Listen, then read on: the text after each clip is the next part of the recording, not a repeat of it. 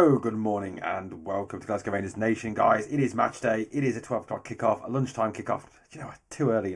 Still too early on a Sunday, man. Are you lying on a Sunday, gone? Hearts v Rangers at Tynecastle in Edinburgh. A game that realistically has nothing riding on it. As much as the happy clappers might make you want to feel that the league is still there for the taking, realistically, it's not. Celtic are 16 points clear going into today's game. They did win yesterday 3-0 at home against Dundee United. Quite convincing victory.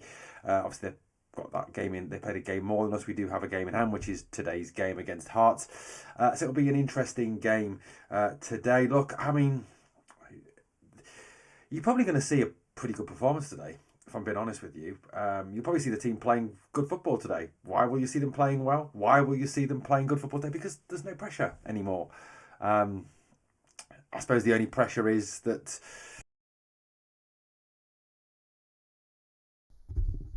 they don't want to lose because of the fact that, hey, we're coming off the back of that awful result against Queen's Park, the freak result, as Philippe Clement called it. Yeah, still doesn't get it. But it is a game that obviously has that pressure on it to actually, get the victory. And our away form this season has not been the best, although it has improved in recent weeks.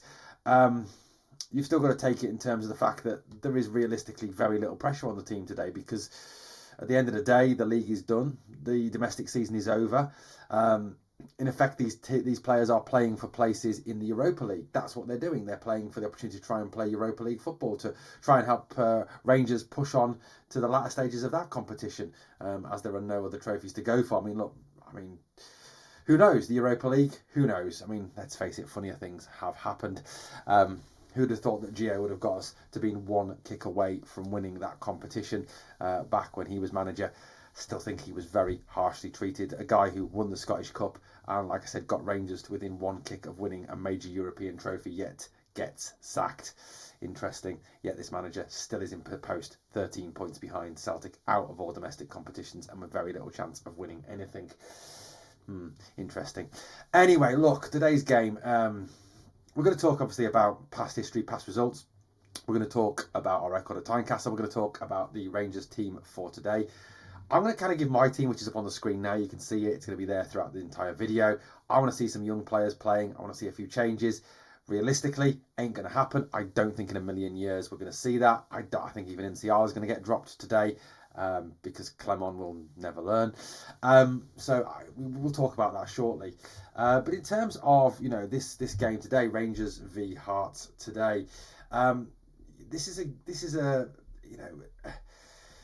game we've got to win. We've got to win today. No matter, even though there is little to nothing riding on it, we've still got to get this victory, because the team need to start to put right the mistakes of Sunday. They need to start to show that they do actually give a toss. They do actually care.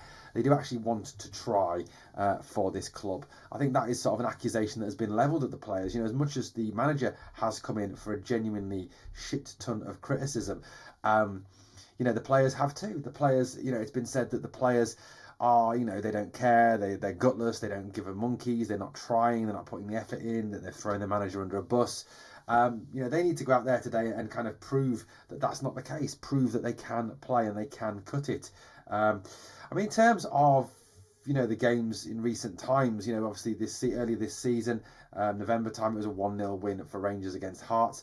Start of the season, obviously, Tynecastle was a 0-0, a very disappointing start to the season for Rangers, a 0-0 draw at Tynecastle. That comes off the back of a 3-3 last time out as well. So, our last two results at Tynecastle haven't been great. It was a 2 draws, a 0-0 and a 3-3. Prior to that, there was a 1-0 win for Rangers and a 3-1 win for Rangers. Hearts were obviously the team as well that we beat 5-0 last season, where probably our best performance of the season. The record against them, last two games, not been great. Draws, 2 draws. Again, something that, they'll be wanting to avoid today.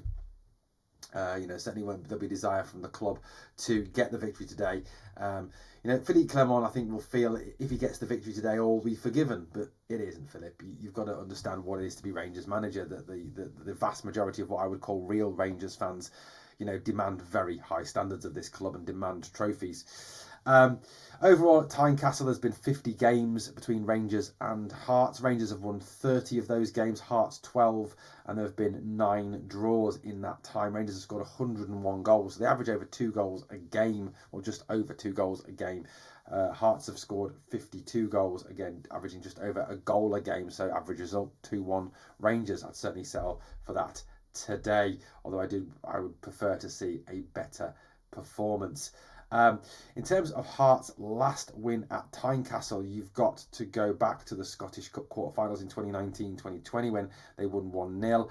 That same season, they also beat us 2-1 at Tynecastle. So you've got to go back, a fair way. 1920. That's what 4 or 5 years ago since their last victory against us. Coming up for 5 years now. They're obviously a record they'll want to put right today. In terms of Hearts and their recent performances, they are picking up, certainly from where they were at the start of the season. They had an absolutely disastrous start to the season, didn't they? They've obviously got their manager, Stephen Naismith, sacked, and I think there was a lot of people at the start of the season were expecting Hearts to do a hell of a lot better than they've done this season, given the fact that they finished third last season, and they were certainly a very good side last season. Stephen Naismith, no matter what you think of him, did a very good job for Hearts. But look, this is a team that is doing well, that is resurgent. I've just changed my glasses over so I can actually see. Last time out in the league, obviously they won their cup tie recently. Let's face it, the worst teams don't win. Let's face it, the good teams don't win cup ties. They won 4-2 on penalties against St Mirren, but last time out in the league they absolutely hammered Dundee 6-0 away from home. Goals from Lawrence Shanklin, Blair Spittle, Kabunga, Dramar and Vargas. 6-0, a very good performance against a very poor Dundee side. So that's going to take them. That's encouragement for them, coming into this game. That they're coming off the back of a very good last league performance. Prior to that, they won 3-2 against Killie. Then 4-1 in the Scottish Cup against Brechin, a 0-0 against Aberdeen, which is a bit out of character. Let's face it, how shit Aberdeen are at the moment. They went to Tannadice, got a 1-0 win at Tannadice, 1-0 home win against Motherwell, a 2-2 against Ross County. In fact, you've got to go back to the 26th of December for their last home defeat. That been a 2-1 Edinburgh Derby defeat to Hibernian, which no doubt would have hurt. So they're actually unbeaten in 2025 at home. Yes, okay, limited number of fixtures, as you will all know. The league table, they sit 8th at this moment in time after yesterday's games, although a win tomorrow would put them into the top 6, back in the top 6, where I no doubt they will be targeting. They've got encouragement, haven't they, tomorrow to get that result, to get up into the top 6, coming off the back of those games yesterday, to get their position back in for the top 6 split, to be back in that top part of the Scottish League. And certainly, given the fact that Aberdeen are playing so poorly at this moment in time, that Dundee United seem to be falling away as well. Hearts, if they can go on a run, will fancy their chances of getting back into the top 3 again this season, even with that dreadful start. And they'll see, I think today they'll send blood. They'll see, a Rangers team that are low on confidence, a Rangers team that will, I think if Hearts were to score an early goal, Rangers could quite easily, their heads could go down and they could think, oh my God, it's happening again. The fans could turn and it could all get a bit ugly at the end of the day. So, there is a bit of a incentive for Hearts to come out and actually play, which might help Rangers and play into Rangers' hands, I think. If Hearts come out and try and play football against us, that will suit Rangers a whole lot better, because when you see Rangers having their best performances, having their best results, it's in games where teams come out and play against us. Where we have really struggled this season is in those games when we're coming up against teams with a low block, teams that try and cause us trouble, teams that will try and spoil the game, slow the game down. That's when we struggle. It's not the games where teams play us or try and have a go at us that we tend to struggle. They're the games where, bar the Lyon result and the Celtic game at Parkhead, when teams have come out and played against us, we've done very well. You've only got to look at the European record to see that. The 3-0 win over Celtic at Ibrox. The other wins, obviously, at Ibrox as well. But it's away from home, and it's the indeterminable factor for Rangers. The away form is not great, is it? It really isn't brilliant at this moment in time. it's something that we do need to continue to improve if we're going to have a decent end to the season. Like I said, I know that realistically there is nothing left to play for this season. I know the season is over, and before anyone says anything else. But what I'm saying is, if you look at, the whole situation with our away record, we do need to get this back on track. We do, in effect, and it seems like yet another conversation like this, it is very much a preparation for next season, a conversation we seem to be continually having at this club.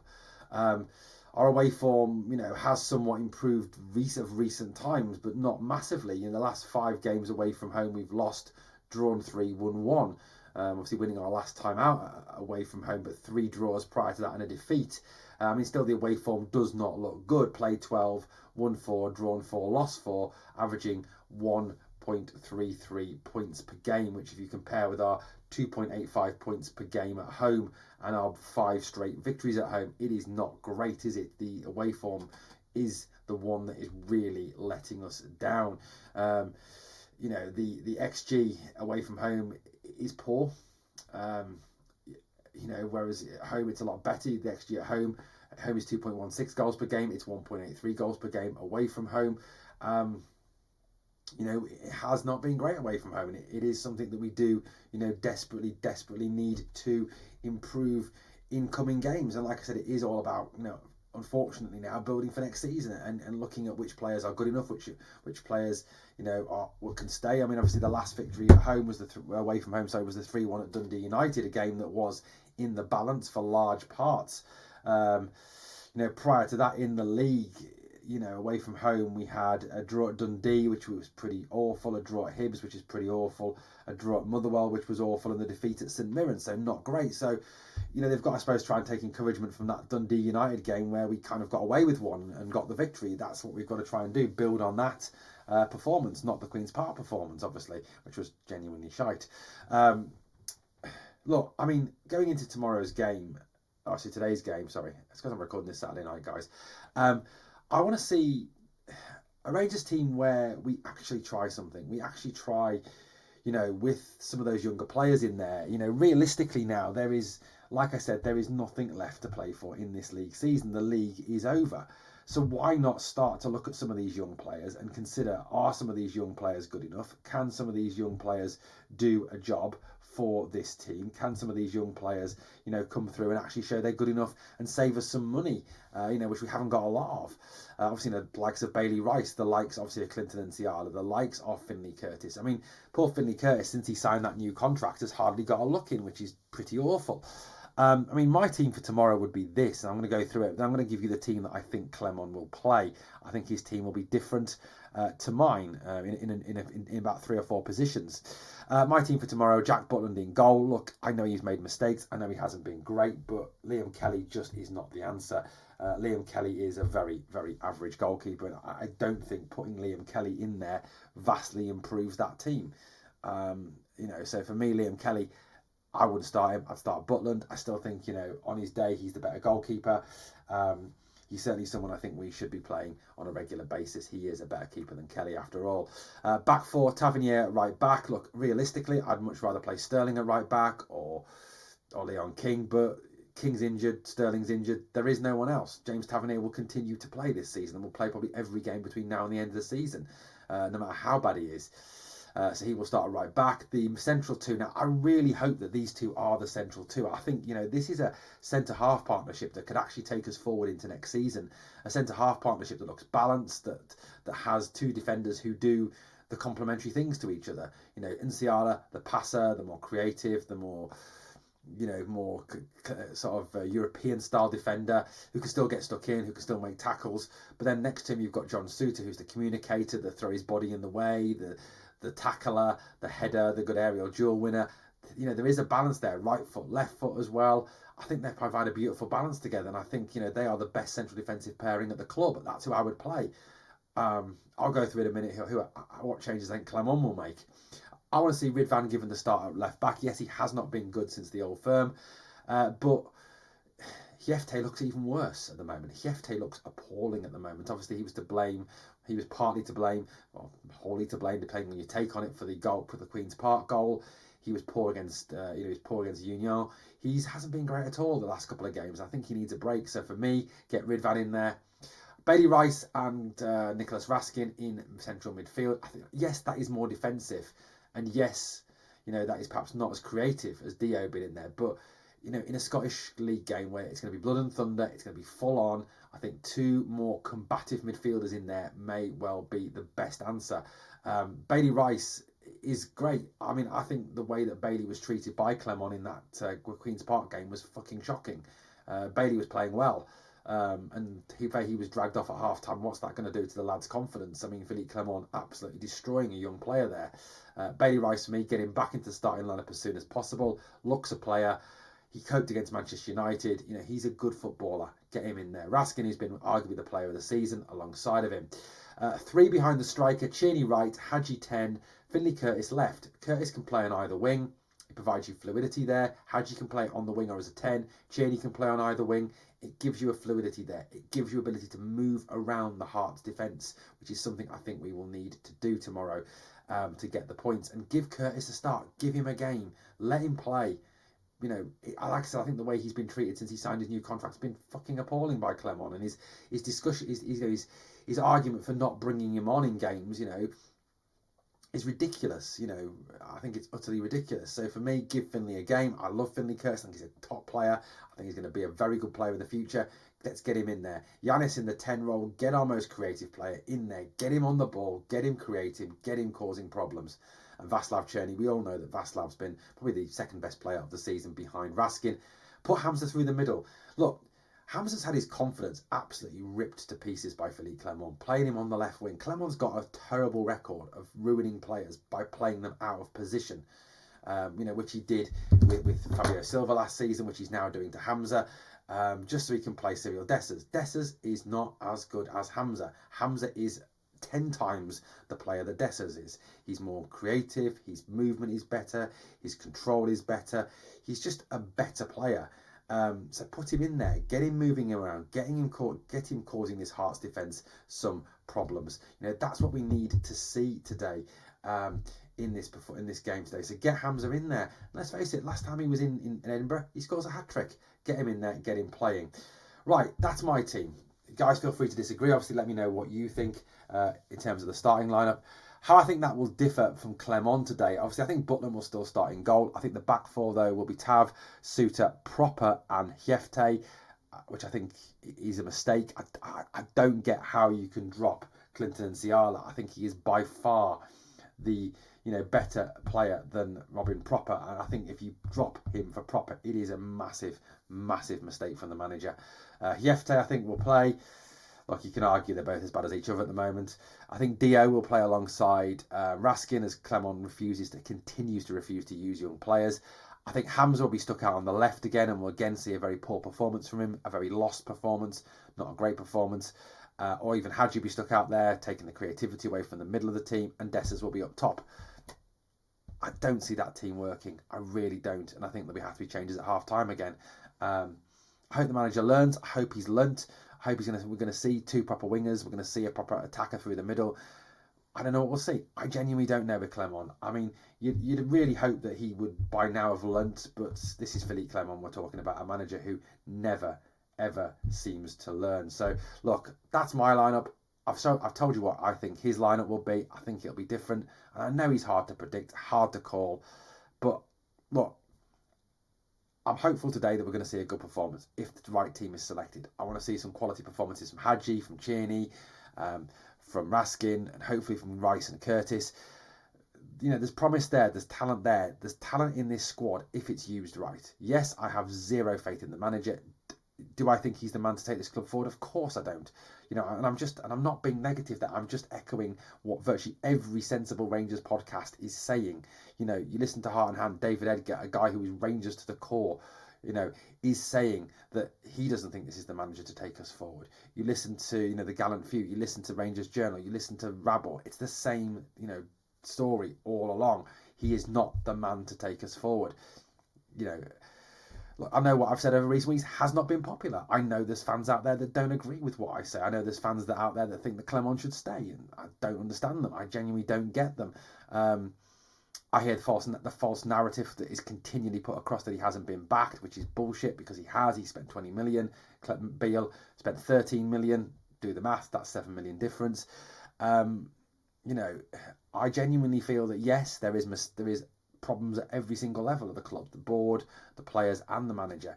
But you know, looking at the manager, looking at what he's done in 18 months at the club, he hasn't made this team move forward. He hasn't improved the standards. He hasn't improved the fitness. He hasn't improved the injury record. He hasn't improved the results, and he's won one negligible trophy. You know, I heard someone the other day say that, well, why would you want Gerrard back, a very average manager who's only won one trophy? Well, Philippe Clement has only won one trophy, and arguably the trophy that Gerrard won was a hell of a lot better than the trophy that Clement won. So I think that's an absolutely stupid argument from the person who wrote that. But there we go. That's where we're at the moment. You know, look, I know we all disagree on things, but I think there's some very petty behaviour from the vocal minority in this fan base. I think, you know, the vast majority of our fans are fantastic, amazing, brilliant fans who understand the game, who understand what it is to get this club forward, who understand what this club means to a lot of people. It's more than, you know, it's more than just a football club. You know, I know that's quoting the Mescayon club, which is the thing that Barca say, isn't it? More than a club. And to a lot of us, Rangers is more than a club. It's a way of life. You know, Sir Walter said that, didn't he? But I do feel that within the fan base, there is a minority who are just genuinely ridiculous. Who are accepting mediocrity, who are accepting second place. Probably the 10 or 11 people who subscribe from this channel who don't like what I've got to say, who don't like that message. That's your opinion. That's your opinion. I even had one fan tell me that because I wasn't Scottish, because I was slagging off some of the players, I was a racist. I mean, absolutely ridiculous comment. Whoever she was, I think she's probably gone back to the funny farm. But look, so today's performance, it's got to be a decent performance. It probably will be because the pressure's off. The league's over. We saw, didn't we? You know, in the Beale era, you know, better performances after the league was done and dusted. That's where we're at. Like I said, I'm going to go for a 2-1 victory today. I don't think it'll be convincing. I do think they'll score, but I think it's going to be 2-1 to Rangers. Thank you for watching Glasgow Rangers Nation, guys. As always, on the way out, there's a few things that you could do for me. Number one, obviously, is to smash the sub and help the channel to grow. Number two, smash the like. It defeats the algorithm. Comment, share, do all that great stuff. Thank you for watching, guys. As always, remember, we are the people.